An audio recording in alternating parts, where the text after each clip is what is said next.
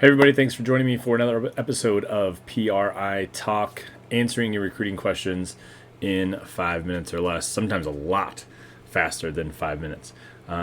Today's question, Jason, can you give us any insight on highlight videos? Why, yes, I can. On my blog at privolleyball.com, I've got a lot of blog posts about highlights, and you can read those and get in a little bit more in depth about highlight videos. Highlights are essential for the most part for every athlete, for coaches to be able to go and watch your film whenever and kind of wherever possible for them while they're traveling, while they're in their office, while they're at home. Having that film is really, really very important. One tip that I always am talking to parents about, and I know it's kind of a hard one to stay away from, but please stop putting circles or arrows or whatever around your athlete when you're making a highlight film. If it's something that doesn't pause the film, I think it's probably substantially less of a big deal.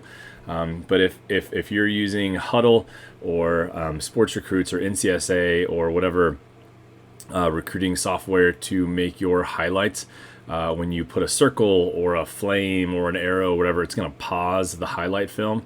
And it's really just for a second or two, but it's just really unnecessary.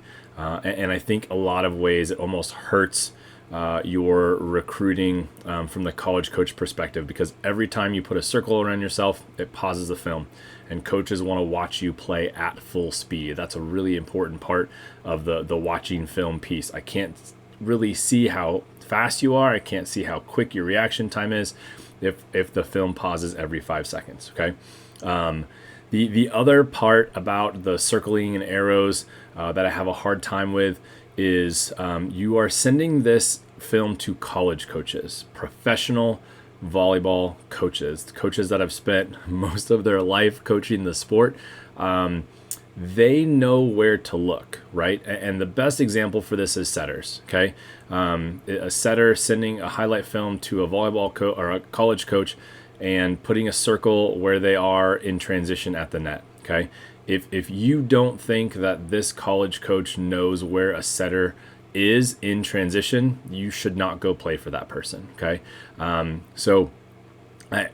It's not necessarily an insult, but in some ways it is, okay? There's way easier ways that you can let a coach know who you are on the court. Jersey number. Put a picture of yourself before the film starts, okay? And this goes for middles as well, right? As a college coach, I know where the middle is, okay? In transition, sometimes in serve receive, okay? The other part too is if your highlight film for volleyball is good enough, you don't need to circle yourself, okay? I can watch film and I can pick up on pretty quickly who I'm supposed to be watching if there's any question, okay?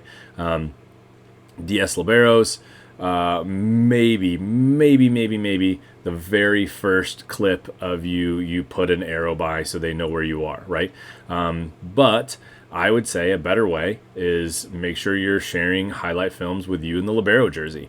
That makes it substantially easier for them to figure out who you are and where you are on the court, okay? And again, if you say in your profile, in your email or whatever, I'm a libero DS, they're going to pick up on what they need to be watching. They're not going to be watching the middles, necessarily not going to be watching the setter transition, right? All those things. So that is kind of my quick tip on highlight film.